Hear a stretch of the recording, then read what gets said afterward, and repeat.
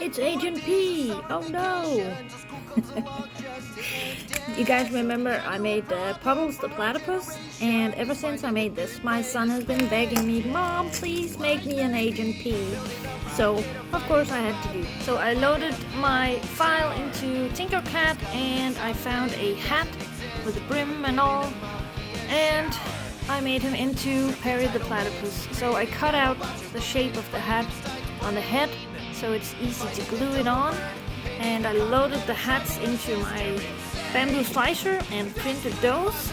And I also printed Perry the Platypus in this version.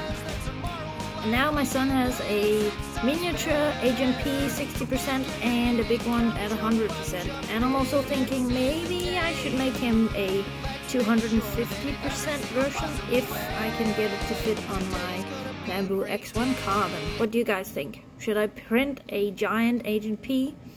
Let me know what you think in the comments. Bye!